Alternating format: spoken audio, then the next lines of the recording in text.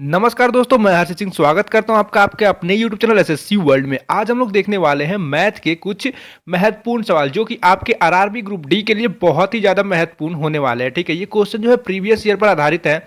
ठीक है, तो आप क्वेश्चन को पूरा देखिए, वीडियो को पूरा देखिएगा। वीडियो चलिए तो वीडियो को लाइक कर दीजिएगा और अपने दोस्तों के साथ वीडियो को ज़्यादा से ज़्यादा शेयर भी कीजिएगा। ठीक है, चलिए देखिए पहला क्वेश्चन क्या है। तो पहला क्वेश्चन है, 5 क्रमागत सम संख्याओं का औसत 40 है। इन संख्याओं में से सबसे छोटी संख्या का मान ज्ञात कीजिए। ठीक है, आपसे क्वेश्चन कह रहा है कि जो 5 क्रमागत सम संख्या है, मतलब कि इवन नंबर का जो औसत है वो क्या है, 40 है। ठीक है, सबसे छोटी संख्या इनमें से कौन सी होगी, पांचों में से आपको बताना है। क्वेश्चन देखिए, आरपीएफ कांस्टेबल 2019 में पूछा गया सवाल है। देखिए, ऐसा नहीं है कि आप आरआरबी ग्रुप डी का तैयारी कर रहे हैं तो बस आरआरबी ग्रुप डी के ही क्वेश्चन करेंगे। रेलवे से रिलेटेड जितने भी एग्जाम होते हैं रेलवे का, उस सारे क्वेश्चन आपको प्रैक्टिस करना पड़ेगा। ठीक है, तभी आपका कुछ हो पाएगा। ठीक है, तो क्वेश्चन देखिए कह रहा है 5 क्रमागत संख्या। ठीक है, मान लीजिए कि यहाँ पे 5 संख्याएं हैं ये। ठीक है, ये 5 संख्याएं हैं।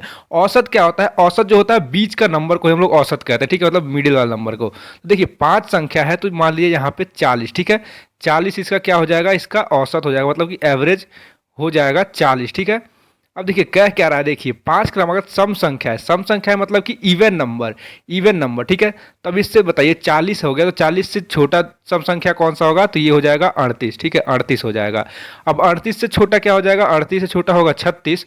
अब इधर चलिए 40 से बड़ा सम संख्या, तो 40, 40 के बाद आता है 42 जो सम संख्या है। 41 सम संख्या नहीं है। ठीक है, और 42 के बाद क्या हो जाएगा, 42 के बाद 44। ठीक है, अब देखिए इनमें से सबसे छोटी सम संख्या कौन सी है, तो सबसे छोटी कौन सी है, 36। ठीक है, 36 जो है सबसे छोटी सम संख्या है। तो इसका करेक्ट आंसर क्या हो जाएगा, 36 जो है इसका करेक्ट आंसर हो जाएगा। आप देखिए 36 कौन सा ऑप्शन में, तो आप देखेंगे ऑप्शन नंबर बी जो है इसका करेक्ट आंसर हो जाएगा। ठीक है, उम्मीद करता हूं आपको ये क्वेश्चन समझ में आया होगा। और एक बात बता दूं आपको कि आप भी जो है मेरे साथ साथ क्वेश्चन को सॉल्व कीजिए और आंसर जो है आप कमेंट में जरूर दीजिएगा कि आंसर क्या है और आपको वीडियो कैसी लग रही है, मतलब समझ में आ रहा है कि नहीं, क्या दिक्कत आ रहा है क्वेश्चन में, आप जरूर कमेंट करके बताइएगा। ठीक है, चलिए दूसरा क्वेश्चन देखिए।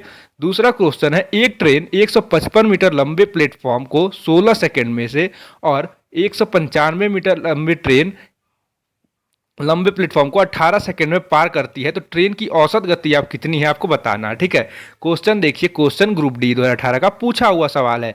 क्वेश्चन क्या कह रहा है कि एक ट्रेन है जो कि 155 मीटर लंबे प्लेटफॉर्म को 16 सेकंड में और 195 मीटर लंबे प्लेटफॉर्म को 18 सेकंड में पार करती है, तो ट्रेन की औसत गति क्या है आपको बताना है। ठीक है, ट्रेन की औसत गति क्या है।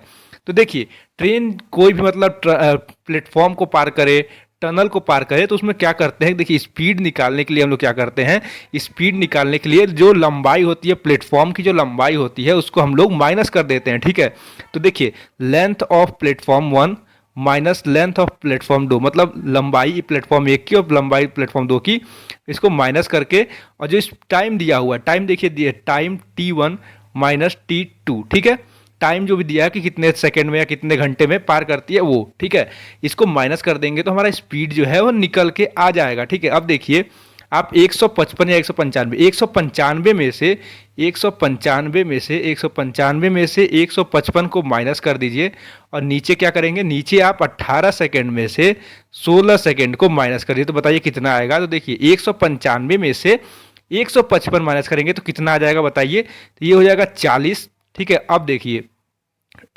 18 में से 16 को माइनस करेंगे तो कितना हो जाएगा, ये हो जाएगा 2। तो अब इसको जब भाग करेंगे तो कितना हो जाएगा, 20 मीटर पर सेकंड। ठीक है, 20 मीटर पर सेकंड। लेकिन आप ऑप्शन देखेंगे तो ये किलोमीटर प्रति घंटे में है, मतलब कि जो आंसर है वो किलोमीटर प्रति घंटे में आपसे स्पीड पूछा है। ठीक है, तो अब बताइए 20 मीटर पर सेकंड को घंटे में कन्वर्ट करने के लिए क्या करना पड़ेगा।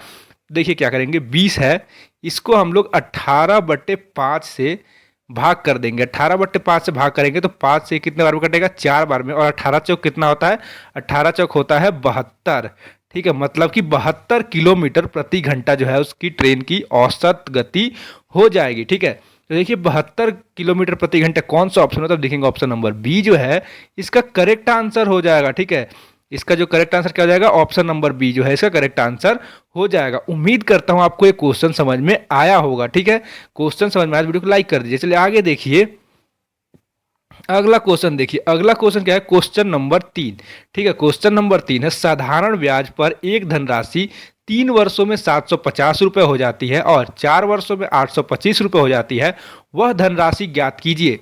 आपसे कह रहा है कि कोई एक धनराशि है जो कि 3 वर्षों में वो 750 रुपये हो जाती है और 4 वर्षों में 825 रुपये हो जाती है, तो धनराशि कितनी है आपसे पूछा है। ठीक है, क्वेश्चन देखिए, क्वेश्चन ग्रुप डी का 2018 का क्वेश्चन पूछा हुआ क्वेश्चन है। ठीक है, तो देखिए कैसे होगा। मान लीजिए कोई धनराशि प्रिंसिपल है पी, ये जो है 3 वर्षों में कितना हो जा रहा है, 750 रुपये। ठीक है, कितने वर्षों में, 3 वर्षों में। ठीक है, अब वही प्रिंसिपल है, अब ये 4 वर्षों में, कितने वर्षों में, तो 4 वर्षों में कितना हो जा रहा है, 825 रुपये हो जा रहा है। ठीक है, अब डिफरेंस देखिए इन दोनों में, तो डिफरेंस कितना, 825 में से 750 को घटाएंगे तो कितना बचेगा बताइए, तो ये हो जाएगा 75। ठीक है, 75। अब यहाँ समय देखिए कितने, मतलब 1 साल का डिफरेंस है इनमें, तो मतलब 1 साल का जो एसआई है, मतलब साधारण ब्याज है, वो कितना है, 75 है। ठीक है, 1 साल का जो साधारण ब्याज है वो कितना है, 75 है। ठीक है, तो आपको पूछा है कि वो धनराशि बताना है आपको। ठीक है, धनराशि बताना है। उम्मीद करता हूँ आपने इतना नोट कर लिया होगा। ठीक है, अब चलिए आगे देखते हैं। 1 वर्षों का धनराशि एसआई कितना आया था, साधारण ब्याज 75 आया था। ठीक है, आपको धनराशि निकालना है, तो मतलब कि धनराशि में से आप उसका जो साधारण ब्याज था कि 75, उसको 3 से गुणा करेंगे तो 3 साल का साधारण ब्याज आ जाएगा। ठीक है, इक्वल टू कितना हो रहा था पैसा आपका 3 वर्षों में, तो 750 रुपये हो रहा है। ठीक है, अगर हम इसको देखिए प्रिंसिपल निकालना मतलब धनराशि निकालना है, तो 3 गुणे 75 करेंगे तो कितना हो जाएगा, 225। 750 में से अगर हम लोग 225 घटा दे, अब 225 क्यों घटाएंगे ये भी देख लीजिए, क्योंकि 1 साल का मतलब 1 साल, मतलब मान लीजिए आप 100 रुपये रखे हैं तो उस पर साधारण ब्याज लग रहा है 1 साल में 75 रुपये, तो 3 साल में कितना लगेगा, इसलिए 3 गुणे 75। ठीक है, तो 225 घटाएंगे तो उसका धनराशि कितना आ जाएगा, 750 में से 225 घटेगा तो कितना धनराशि हो जाएगा, 525 रुपये धनराशि हो जाएगा। यानी कि वो 525 रुपये धनराशि रखा था, जो कि 3 वर्षों में 750 रुपये हो गया है। ठीक है, अब आपको ये करना है, आपको बताना है कि धनराशि तो निकल गया आपका। ठीक है, धनराशि जो क्वेश्चन पूछा है वो तो निकल गया 525 रुपये। देखिए 525 कौन सा ऑप्शन है, तो आप देखेंगे ऑप्शन नंबर डी जो है इसका करेक्ट आंसर हो जाएगा। लेकिन आपके लिए एक क्वेश्चन होमवर्क में है, आपको इसका रेट बताना है कि कितने परसेंट का ब्याज, कितना परसेंट इसका रेट था। ठीक है, मतलब 1 साल में कितने परसेंट का रेट लगा था कि इसका जो धनराशि था, मतलब कि 75 रुपये इसका हो रहा था। ठीक है, तो आपको रेट जो है आपको इसका कमेंट में बताना है। ठीक है, कि रेट कितने का लगा था। ठीक है, चलिए देखते हैं अगला क्वेश्चन। अगला क्वेश्चन देखिए, अगला क्वेश्चन क्वेश्चन नंबर 4। ठीक है, क्वेश्चन नंबर 4 है, यदि ए का 15%, बी का 25%, मतलब ये अनुपात ए, यदि ए का 15% अनुपात बी का 25%, 8:11 का है, तो आपको ए अनुपात बी का बराबर बताना है कि क्या होगा। ठीक है, कह रहा है कि कोई ए संख्या है, उसका 15% बी का 25% के बराबर है। ठीक है, रेशियो में, तो वो बता रहा है कि मतलब ये दोनों का जो है वो रेशियो कितना है, 8:11 का रेशियो में है। A/B का रेशियो बताना है। ठीक है, ये क्वेश्चन कैसे होगा देखिए, मान कह रहा है कि ए का कितना, 15%। ठीक है, 15% बी के 25% के बराबर कितना दिया है, 8:11 दिया हुआ है। ठीक है, अब ये देखिए परसेंट से परसेंट कट जाएगा। ठीक है, कट गया। अब देखिए 5 तिहाई 15 और 5 पच्चे 25। ठीक है, अब देखिए क्या होगा, इसको इससे इंटू करेंगे और इसको इससे क्रॉस इंटू कर देंगे तो A/B आपका निकल जाएगा। ठीक है, आपने इतना नोट कर लिया। अब देखिए A/B निकल जाएगा, A बराबर कितना हो जाएगा, A बराबर हो जाएगा, कितना हुआ था, ये ऊपर 3 से कटा था और नीचे तो 11 गुणे 3, और बी कितना था, तो बी आपका 5 गुणे 8। ठीक है, तो A/B आप ऐसे भी लिख सकते हैं इसको, A/B को, A/B कितना हो जाएगा, तो ये हो जाएगा 33 is to sorry sorry sorry sorry sorry sorry 1 minute, कुछ क्वेश्चन गलत हो गया था। देखिए लिख लेता हूँ यहाँ पे, आप देखिए ए गुणे कितना था, 15% बराबर बी गुणे 25%। ठीक है, यही था ना। अब देखिए इसको काटिए, इसकल टू 8/11। ठीक है, काटिए, परसेंट से परसेंट कट जाएगा, 5 तिहाई 15, 5 पच्चे 25। ठीक है, 5 का गुणा इससे करना, ठीक है, और 3 का गुणा इससे करना है, तो ए बराबर ए बट्टे बी क्या हो जाएगा, ए बट्टे बी हो जाएगा 5 × 8, ठीक है, ये ऊपर चला जाएगा और ये नीचे आएगा 11 × 3, तो क्या हो जाएगा ए इस टू बी हो जाएगा 40/33, ठीक है। अब 40/33 है, इसको क्या हो जाएगा, तो ये हो जाएगा ए/बी 40/33, ठीक है, 40/33 जो है इसका करेक्ट आंसर हो जाएगा। अब देखिए 40/33 कौन सा ऑप्शन में है, तब देखेंगे ऑप्शन नंबर बी जो है इसका करेक्ट आंसर हो जाएगा। उम्मीद करता हूं आपको क्वेश्चन समझ में आया होगा। चलिए देखते हैं अगला क्वेश्चन क्या है, ठीक है। अगला क्वेश्चन देखिए, अगला क्वेश्चन है क्वेश्चन नंबर 5। अगला क्वेश्चन है क्वेश्चन नंबर 5। क्वेश्चन जो है आरआरबी जेई 2019 में पूछा हुआ सवाल है। आपको जितने भी क्वेश्चन मैं करा रहा हूँ सारे रेलवे के ही क्वेश्चन है, ठीक है। देखिए क्वेश्चन क्या है, एक आयत की लंबाई और उसका चौड़ाई का जो रेशियो है वो क्या है, 4:3 में है, ठीक है। आपको लंबाई और विकर्ण का मान ज्ञात करना है रेशियो में कि कितना होगा, ठीक है। तो आयत देखिए, आयत क्या है, ये एक आयत हो गया, ठीक है। इसकी देखिए क्या कहा है लंबाई और चौड़ाई। लंबाई कितना है 4, चौड़ाई कितना है 3, ठीक है।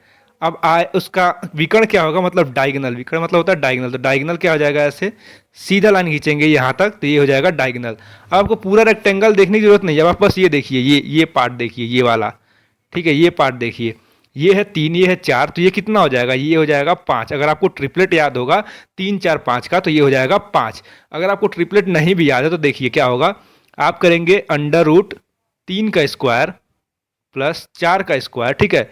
तो कितना हो जाएगा, 3 का स्क्वायर 9 और 4 का स्क्वायर कितना हो जाएगा 16, अंडर रूट इसको जोड़ेंगे तो कितना हो जाएगा, अंडर रूट में 25 का स्क्वायर 25 हो जाएगा, ठीक है। ये क्या निकाल रहा है, ये निकालने का फॉर्मूला है, हाइपोटेनस निकालने का फॉर्मूला है, ठीक है। तो 25 कितने का स्क्वायर होता है बताइए, तो आप कहेंगे हाइपोटेनस मतलब ये होता है 5 का स्क्वायर, तो हाइपोटेनस कितना हो जाएगा 5। लेकिन आपको जब ट्रिपलेट याद होगा तो आप डायरेक्ट देखते ही कहेंगे 3 4 5, ये 5 होगा, ठीक है। ट्रिपलेट जो है बहुत ही जरूरी है, आपको याद करना जरूरी है, ठीक है। तो ये हो जाएगा 5, ये 5 निकल गया, ठीक है। अब देखिए लंबाई और विकर्ण का मान ज्ञात करना है आपको, लंबाई और विकर्ण का मान बताना है कितना होगा। लंबाई बोले तो लेंथ और विकर्ण बोले तो डायगोनल, ठीक है। तो लेंथ और डायगोनल का आपको मान बताना है रेशियो में कितना होगा। तो लंबाई देखिए, लंबाई कितना है 4, तो क्या हो जाएगा 4 रेशियो, डायगोनल अभी कितना आपने निकाला, ये 5 निकाला था ना यहाँ पे, तो डायगोनल कितना हो जाएगा 5, ठीक है। तो 4:5 में इसका आंसर हो जाएगा। लंबाई और विकर्ण का जो मान होगा क्या हो जाएगा 4:5। अब देखिए 4:5 कौन सा ऑप्शन होता है, अब देखेंगे ऑप्शन नंबर सी जो है इसका करेक्ट आंसर हो जाएगा। उम्मीद करता हूं आपको ये क्वेश्चन सारे समझ में आए होंगे। अगर वीडियो अच्छी लगी है तो वीडियो को एक लाइक जरूर कर दीजिएगा, ठीक है। चैनल पे नए हैं, चैनल को सब्सक्राइब कर लीजिएगा और बेल नोटिफिकेशन को ऑन पे सेट कर लीजिएगा ताकि आगे आने वाली वीडियो की नोटिफिकेशन आपको मिल सके, ठीक है। और अपने जितने भी दोस्त आपकी तैयारी कर रहे हैं ग्रुप डी की या अन्य किसी भी एग्जाम का, तो उसको आप ये वीडियो ज़्यादा से ज़्यादा शेयर कीजिए ताकि वो भी इस क्लास से जुड़कर फायदा उठा सके, ठीक है। चलिए मिलते हैं कल